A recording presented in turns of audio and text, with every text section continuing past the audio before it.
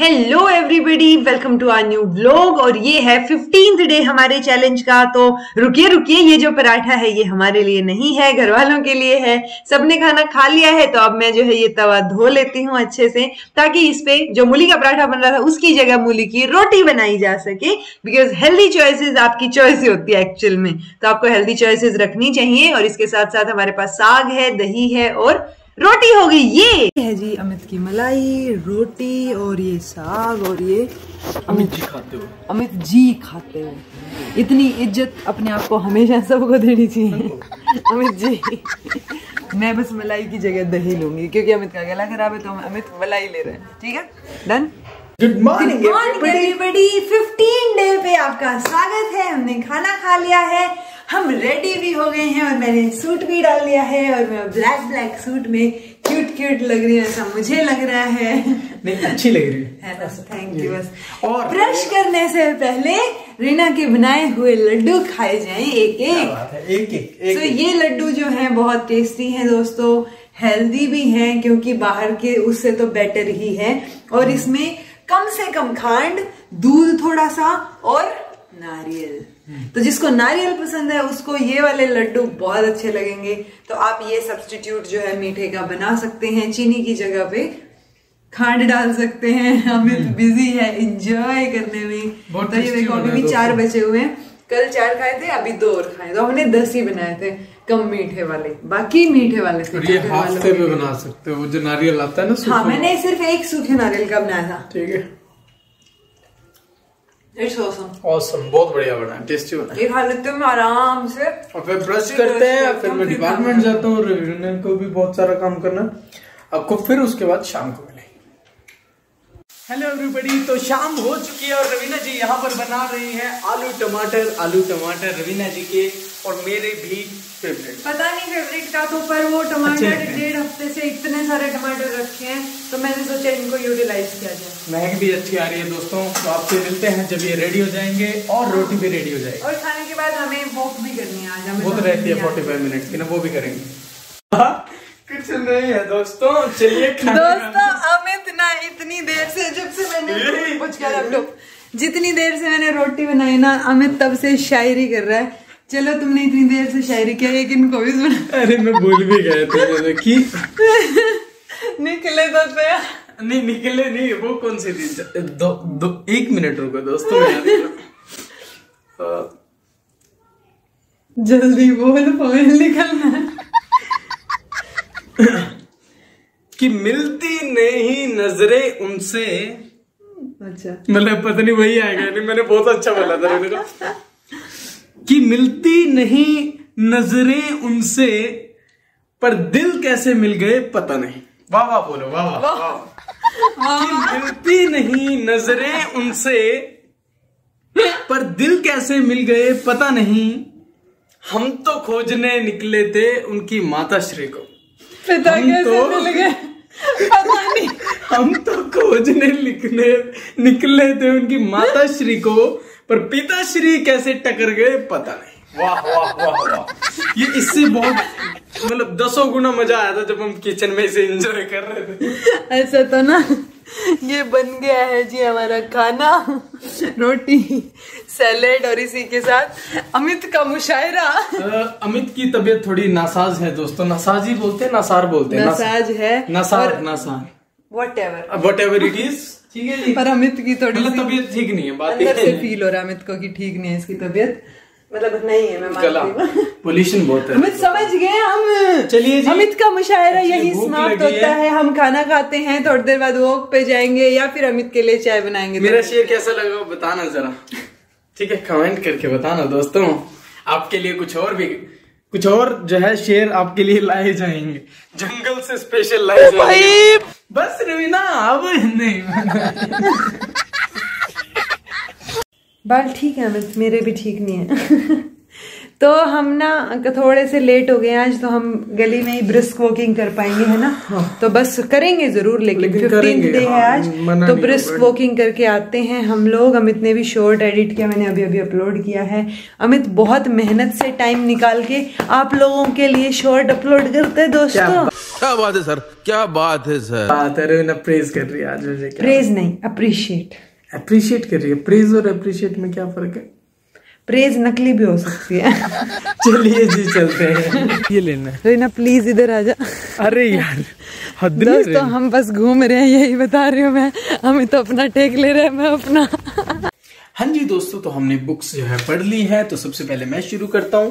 तो आज मैंने क्या पढ़ा, इसमें है लॉन्च नाउ, यानी कोई भी आपका आइडिया है या कोई भी आपका प्रोडक्ट है, सर्विस है, बिजनेस है, उसे सही समय पर लॉन्च कर देना चाहिए। यानी कि जब आपको लगता है ना कि हाँ भाई इस महीने के अंदर आपने डेडलाइन डिसाइड कर ली कि इस महीने के एंड तक तो वो जो है लॉन्च करना है मुझे अपना बिजनेस या ये काम करना है, तो आप जो एक डेडलाइन डिसाइड कर लें, 1 महीने की, हफ्ते की। तो उसमें जो है जब डेडलाइन होगी तो आप जरूरी वाले काम ही करोगे कि ठीक है फर्स्ट डे वाले दिन ये चीजें चाहिए ना, ठीक है ये हम कर लेंगे।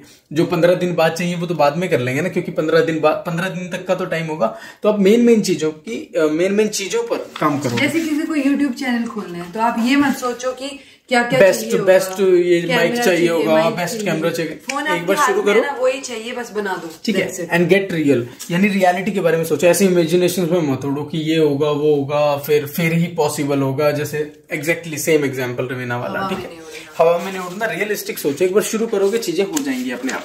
उसके बाद है कि जब भी आप कोई काम करते हो ना, कुछ एक सवाल खुद से पूछ लेना चाहिए। उसमें से है कि आप वो काम क्यों कर रहे हो, नंबर 1, ठीक है।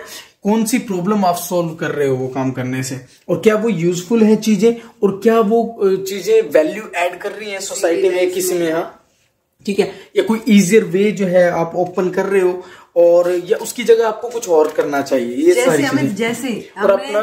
जैसे हमने ये चैलेंज शुरू किया, तो हमने ये क्यों शुरू किया, हमने अपने लाइफस्टाइल चेंज के लिए। हाँ। फिर ये किसी की क्या कोई प्रॉब्लम सोल्व कर रहा है, ये हमारी तो कर ही रहा है कि हम एक्टिव हो पा रहे हैं, बुक पढ़ पा रहे हैं, हाँ, कुछ बेटर कर पा रहे हैं लाइफ में, प्लस ये किसी और की लाइफ में वैल्यू ऐड कर रहा है। Exactly, आप लोगों की लाइफ में कर रहा है। और क्या ये वर्दी है अगर हम डेली 45 मिनट्स तक ये करते हैं, सुबह उठ के पानी पी के फ्रेश होके खाना खाते हैं और उसके बाद जब बुक पढ़ते हैं, तो ये वर्दी है। ऑब्वियसली ये वर्दी है, ये हमें पता चल रहा है। और जो लास्ट वाला है प्रोडक्टिविटी, ये बहुत अच्छा लगा मुझे। इसमें लिख रखा था कि इंटरप्शन से बचें, वो आपको ज्यादा प्रोडक्टिव बनाएगा। तो जैसे कि लोगों से पूछा जाता है कि सबसे ज्यादा प्रोडक्टिव टाइम कौन सा होता है, तो वो बोलते हैं अर्ली आवर्स में, जो मॉर्निंग के अर्ली आवर्स में या फिर लेट नाइट में ज्यादा प्रोडक्टिव होता है, क्योंकि इंटरप्शंस मिनिमम होती हैं ना, आपको किसी के कॉल का रिप्लाई करना, ना कोई आसपास होता है, इसलिए।